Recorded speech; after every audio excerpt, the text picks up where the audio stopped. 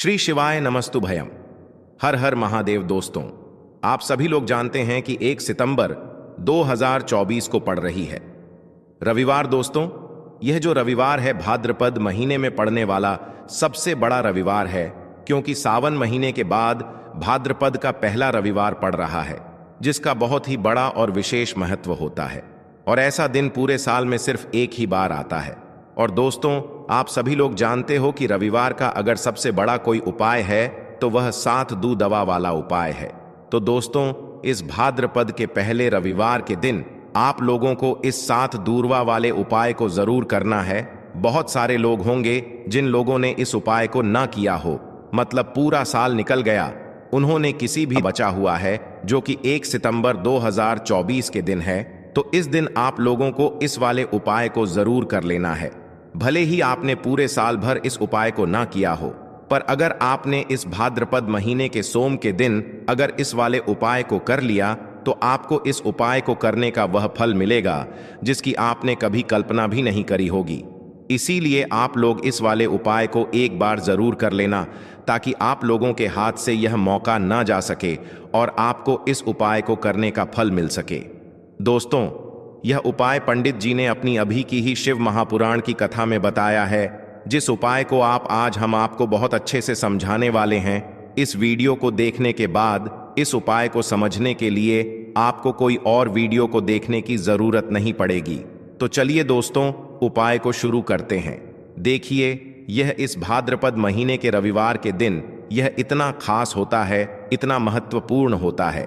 देखा है, कभी कभी बड़े बड़े पूजा पाठ अनुष्ठान से जो मनोकामना पूर्ण नहीं होते, वह भाद्रपद महीने के दिन एक छोटे से उपाय करने से आपकी मनोकामना पूर्ण हो जाती है। और बहुत सारे लोगों ने इस उपाय को किया भी है और उनको इस उपाय को करने का फल भी जरूर मिला है। अगर आप लोग भी इस उपाय को करना चाहते हैं तो आप इस उपाय को पहले अच्छे से समझ लेना, सुन लेना, उसके बाद करना। आपको इस उपाय का फल जरूर मिलेगा। और इस उपाय को कर लेने से आपके घर में चाहे किसी भी प्रकार की दुख और समस्या क्यों ना चल रही हो, आपको उसका कारण भी नहीं पता है कि भाई यह समस्या किस कारण से चल रही है। उसका कुछ भी कारण हो सकता है, जैसे पितृदोष हो सकता है या किसी भी तरह का मंगल दोष भी हो सकता है। तो इस दिन आप लोगों को यह वाला उपाय कर लेना है। यह एक ऐसा उपाय है जिस उपाय को अगर किसी विशेष दिन पर किया जाए तो भाई उस विशेष दिन का जो है वह तो हमें मिलता ही मिलता है, पर हमने उस दिन पर इस उपाय को किया है तो हमें उससे भी बड़ा फल मिलता है, और फल बहुत जल्दी मिलता है, क्योंकि आप इस उपाय को बहुत ही बड़े और विशेष दिन पर कर रहे हो। तो चलिए अब उपाय के बारे में बात करते हैं। लेकिन उससे पहले आप लोगों को यह जानना आवश्यक है कि आखिर यह उपाय किस समय करना है, किसको करना है और कैसे करना है। तो चलिए हम आगे आपको वीडियो में एक एक करके बता देते हैं। तो दोस्तों, इस 7 दूरवा वाले उपाय को हमें इस रविवार के दिन कैसे करना है, किसको करना है, किस समय करना है और कहां पर करना है, यह सारे सवालों के जवाब आपको इस वीडियो में मिल जाएंगे। और जो विशेष महत्व होता है, और जब बात आ जाए 7 दूरवा की, तो यह सोने पर सुहागा वाली बात हो जाती है और यह एक बहुत ही बड़ा उपाय हो जाता है इस रविवार का। तो अब दोस्तों, इस 7 दूरवा वाले उपाय को आखिर करना किसको है, सबसे पहले हम लोग वह बात जान लेते हैं। तो देखो, घर की जो बड़ी माताएं बहनें होती हैं, उन माताओं बहनों में से कोई भी एक बड़ी माता बहन इस वाले उपाय को कर सकती है। और दोस्तों, अगर आप चाहें तो अपने घर में से सभी सदस्यों को भी इस उपाय को करवा सकते हैं। अगर किसी व्यक्ति की खुद की कोई मनोकामना है, खुद की कोई दुख और परेशानी है जो कि वह अपने लिए ही करना चाहता है इस वाले उपाय को, तो वह खुद अपने लिए भी कर सकता है। बाकी अगर कोई घर में से ऐसा है जो कि अपने ने पूरे घर परिवार की सुख और शांति के लिए यह वाला उपाय करना चाहता है, तो भाई वह भी कर सकता है। उसमें भी कोई दिक्कत वाली बात नहीं है। कहने का मतलब यह है कि इस उपाय को हर एक सदस्य भी कर सकता है, और पूरे घर परिवार के सदस्य के लिए घर की बड़ी माताओं बहनों में से कोई एक माता बहन भी कर सकती है। माताएं बहनें अगर घर में उपस्थित ना हो या वह यह वाला उपाय ना कर पा रही हो, तो फिर घर का कोई बड़ा सदस्य भी इस 7 दूरवा वाले उपाय को कर सकता है, चाहे फिर वह पुरुष ही क्यों ना हो। उसमें कोई भी दिक्कत वाली बात नहीं है। उपाय को हमें करना कहां पर है? देखो, हमें शिवलिंग के पास में जाकर करना है। बहुत सारे लोग प्रश्न करते हैं, हर एक उपाय को करते समय क्या हम इस उपाय को घर पर या मंदिर में कर सकते हैं? देखो, तो इस वाले उपाय को आप मंदिर में करोगे तो अच्छा रहेगा, घर पर नहीं करना है इस वाले उपाय को उसके बाद में। दोस्तों, जो अगला प्रश्न निकल कर आता है वह यह आता है इस उपाय को लेकर कि आखिर इस उपाय को हमें किस समय करना है, सुबह के समय करना है कि शाम के समय करना है? तो देखो, इस वाले उपाय को आप लोग सुबह के समय भी कर सकते हो और शाम के समय प्रदोष काल में भी कर सकते हो। अब अगर आप पूछो कि भाई सबसे उत्तम समय कौन सा रहेगा इस 7 दूरवा वाले उपाय को करने का, तो हम आपसे बस यही कहेंगे कि इस उपाय को आप शाम के समय करेंगे तो ज्यादा बेहतर होगा। बाकी अगर सुबह के समय भी करेंगे तो भी अच्छा होगा, उसमें कोई भी दिक्कत वाली बात नहीं है। तो अब दोस्तों, जो अगली सबसे बड़ी और महत्वपूर्ण बात आती है वह यह आती है कि सुबह अगर हम उपाय को करेंगे तो हमें कितने बजे से लेकर कितने बजे तक के बीच में करना है, और शाम के समय प्रदोष काल में करेंगे तो हमें कितने बजे से लेकर कितने बजे के बीच में करना है। तो देखो, सुबह जितनी जल्दी हो सके आप उपाय को करने की कोशिश करना। बाकी अगर किसी कारणवश लेट भी हो जाओ, थोड़ी देर भी हो जाए, तो 10 या 11 बजे तक भी आप उपाय कर लेना, पर 12 बजे से ज्यादा देरी ना हो। ठीक है, इस बात का ध्यान रखना। उसके बाद में दोस्तों, अगर शाम के समय प्रदोष काल की बात करें, प्रदोष काल का जो समय होता है वह शाम के 6 बजे से शुरू हो जाता है। मतलब शाम के 6 बजे से लेकर 7 बजे के बीच का जो समय होता है, ये समय प्रदोष काल का समय होता है। पर अभी जो मौसम चल रहा है, इस मौसम में जो है शाम बहुत देरी से होती है, तो आप इस उपाय को 7 हाथ या 8 बजे के बीच में भी कर सकते हो। मतलब शाम के 68 बजे से रात 8 बजे के बीच में आप कभी भी इस वाले उपाय को कर सकते हो, उसमें कोई भी दिक्कत वाली बात नहीं है। परंतु रविवार के दिन कोशिश करना कि समय के अंतर्गत ही कर लो। किसी कारणवश ना कर पाओ तो थोड़ा देरी से भी कर सकते हो, आपको उपाय का फल जरूर मिलेगा। देखिए, इस वीडियो में जितने भी उपाय हम आपको बताएंगे सभी उपाय सरल है। देखो, गुरुजी ने कहा है कि रविवार के दिन आपको 7 दूरवा वाला उपाय तो अवश्य ही करना चाहिए। वीडियो के अंतिम में आपको उपाय बताया है जो आपको करना है। देखो, आगे बढ़ने से पहले वीडियो को एक लाइक जरूर करें। देखो, सबसे पहला उपाय, यदि आपके जीवन में कर्जा बहुत अधिक है, आपके जीवन में संकट बहुत अधिक रहते हैं, आपके ऊपर बहुत अधिक विपदा आ रही है, बार बार आपको अपने व्यापार में और अपने धन में हानि देखने को मिल रही है, यानी कि आपको प्रत्येक कार्य में हानि हो रही है, तो आपको यह उपाय करना चाहिए। इस उपाय को करने के लिए आपको 2 चीजों की आवश्यकता होगी। सबसे पहले है दूरवा। दूरवा आप जानते हो, जो कि भगवान गणेश जी को समर्पित होती है, तो आपको वह दूरवा की आवश्यकता होगी। साथ ही में एक लोटा जल की आवश्यकता होगी। और आप जब भी उपाय को करें, जिस दिन भी आपको करें, तो आपको प्रातः कल सुबह वह करना है। इस बात का विशेष रूप से आपको ध्यान रखना है। ठीक है, तो आपको एक दूरवा लेनी है। अगर आधा दूरवा भी मिल जाती है तो भी कोई दिक्कत नहीं है, बस आपको दूरवा लेनी है। अगर ज्यादा ना मिले तो उसे स्थान पर एक दूरवा भी ले सकते हैं। दूरवा आपको आसानी से कहानी पर भी मिल जाएगी। बस याद रखिएगा, शुद्ध दूरवा, और मतलब उसे शुद्ध करके ही उपयोग में लीजिएगा, है ना। तो आपको करना क्या है, एक दूरवा या एक से ज्यादा भी दूर हुआ आप लोग ले सकते हैं, तो एक दूरवा अपनी ले लीजिए। एक दूरवा के साथ में आप एक लोटा जल ले लीजिए और इन दोनों ही चीजों को लेकर शिवाजी के मंदिर पहुंच जाइए। शिवाजी के मंदिर पहुंचकर सबसे पहले आप शिवाजी के पास में बैठ जाइए। शिवाजी के पास में बैठने के बाद जो शिवाजी की शिवलिंग होगी, शिवलिंग की ऊपर सबसे पहले आपको यह दुर्भाग्य को समर्पित करना है। दूरभाग को कुछ इस प्रकार से समर्पित करना है कि जो दूरवा की डांडी का मुख होगा वह जलधारी की तरफ हो, जहां से जल नीचे करता है ना। और जो दूरवा का मिला हुआ भाग होगा वह अपने आप शिवाजी के पीछे की तरफ हो जाएगा। ठीक है, तो इस प्रकार से यह दुर्भा का यह दूरवा आपको भगवान शिवाजी का शिवलिंग के ऊपर समर्पित करनी है। और जो एक लोटा जल आप अपने साथ लेकर आए हैं, इसी दूर के ऊपर भगवान शिवाजी की शिवलिंग के ऊपर एक धारा से आपको समर्पित कर देना है। ठीक है, अब यहां पर देखने बात यह है कि यह उपाय इस व्यक्ति को करना है जी व्यक्ति की नौकरी ग रही हो, जो व्यक्ति परीक्षा में पास होना चाहता हो, तो इस व्यक्ति को अपने हाथों से इस उपाय करना है, तभी उपाय कम करेगा। ठीक है, इस उपाय को करने के बाद आपको 3 महीने उपाय आपको कब तक करना है? जब तक कि आपकी नौकरी नाग जाए।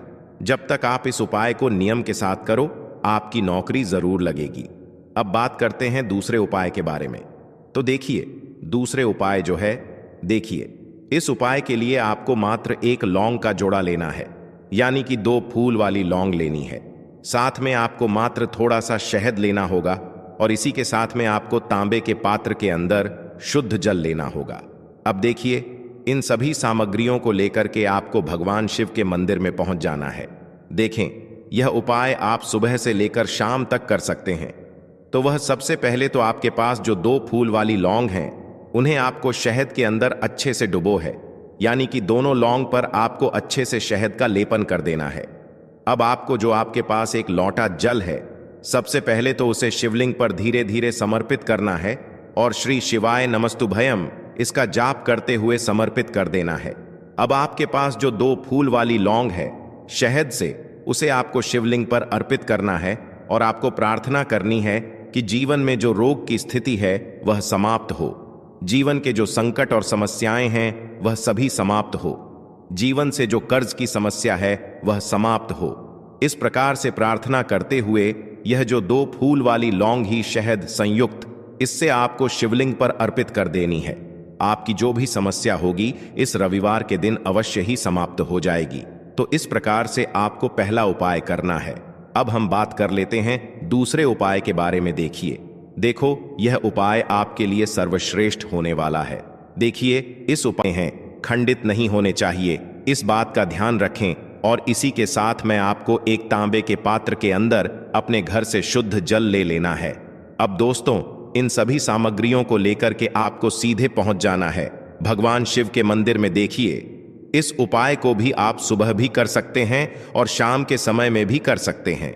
देखिए, भगवान शिव के मंदिर में पहुंचने के बाद आपके पास जो 5 हरे मूंग हैं, उनमें से पहला जो हरा मूंग है, आपको शिवलिंग के सामने जो नंदी महाराज होते हैं और उनका जो पैर उठा हुआ होता है, वहां पर आपको पहला हरा मूंग समर्पित कर देना है और आपको ओम नमः शिवाय इसका जाप कर लेना है। फिर आपको दूसरा हरा मूंग लेना है और शिवलिंग पर जो श्री गणेश जी वाला स्थान होता है, वहां पर आपको यह दूसरा हरा मूंग समर्पित कर देना है, यानी कि शिवलिंग के सीधे तरफ आपको यह दूसरा हरा मूंग समर्पित करना है और फिर आपको ओम नमः शिवाय या फिर श्री गणेशाय नम इसका जाप कर लेना है। तीसरा, हरा मूंग का दान आपको भगवान शिव की सबसे प्रिय पुत्री माता अशोक सुंदरी वाले स्थान पर समर्पित करना होगा। शिव की जो जलाधारी होती है, जहां से जल बह करके आता है, उसी जलाधारी के बीच में जो कहीं कहीं उठी हुई लाइन होती है सांप की आकृति के रूप में, वहीं पर आपको तीसरा हरा मूंग समर्पित करना है और फिर आपको ओम नमः शिवाय इसका जाप कर लेना है। अब दोस्तों, चौथा जो हरा मूंग है, उसे आपको भगवान कार्तिकेय जी का जो स्थान होता है शिवलिंग पर, वहां पर आपको यह चौथा हरा मूंग का दाना समर्पित कर देना है और आपको ओम नमः शिवाय इसका जाप कर लेना है।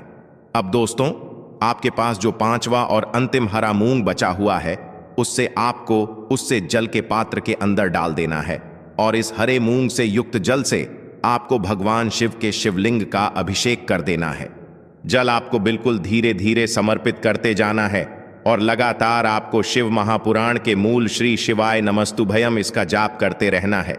फिर आपको शिवलिंग के सामने बैठकर, यदि आप अपने बच्चों के लिए यह उपाय कर रहे हैं, यदि आप अपने बच्चों की बुद्धि, ज्ञान और विवेक के लिए उपाय कर रहे हैं, तो उसके लिए आपको प्रार्थना कर लेनी है। या फिर व्यापार में वृद्धि करने के लिए यह उपाय कर रहे हैं, तो उसकी कामना करते हुए आपको प्रार्थना कर लेनी है। या फिर अपनी नौकरी के लिए कर रहे हैं, या फिर अपने इंटरव्यू के लिए, या फिर धन की प्राप्ति के लिए कर रहे हैं, जिस भी कामना के लिए आप उपाय कर रहे हैं, उसे परिपूर्ण करने के लिए आपको महादेव से प्रार्थना कर लेनी है और फिर आपको वापस अपने घर आ जाना है।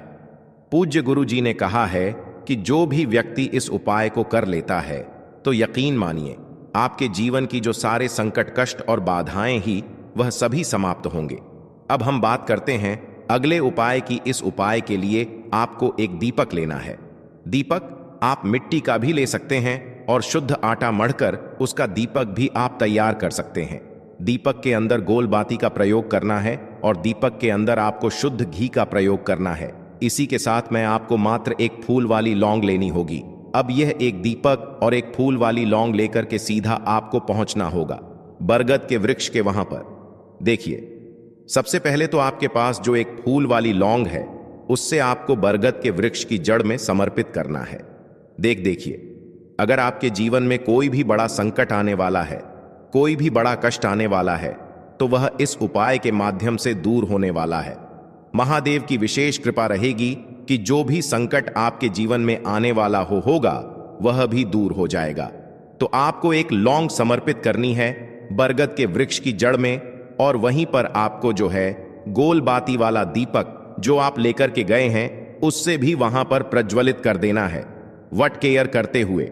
देखिए, जब भी आपको जीवन में इस साल लगने लगे कि आपके जीवन में कुछ भी अच्छा नहीं चल रहा है, तब भी आपको ई उपाय करना है। तो इस प्रकार से आपको यह उपाय करना है। अब हम जान लेते हैं चौथे विशेष उपाय के बारे में। देखें, यदि आपके विवाह में, शादी में कोई भी समस्या आ रही है, यदि आपका जो कर्ज है वह दिन पर दिन बढ़ते ही जा रहा है, तो आपको यह चमत्कारी उपाय करना चाहिए। कोई भी समस्या अगर जीवन में है तो उसे दूर करने के लिए आपको ई उपाय करना चाहिए। मंगल दोष से जुड़ी हुई समस्या भी है तब भी आपको यह उपाय करना चाहिए। देखिए, इस उपाय के लिए आपको एक तांबे के पात्र के अंदर अपने घर से शुद्ध जल लेना है और इसी के साथ में आपको एक चुटकी लाल चंदन लेना होगा।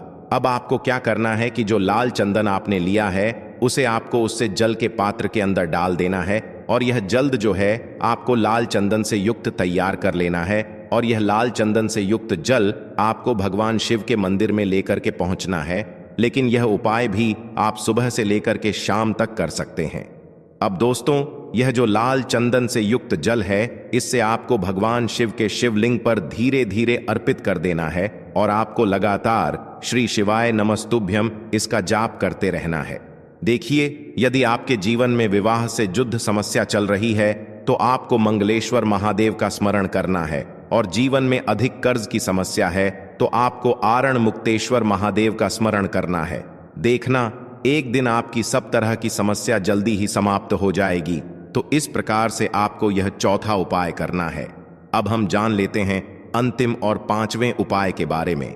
देखिए, रविवार का दिन है और हनुमान जी भगवान शिव के रुद्र अवतार हैं, तो यह उपाय और भी खास हो जाता है। तो यह जो उपाय है विशेषकर आपको हनुमान जी के वहां पर ही करना होगा।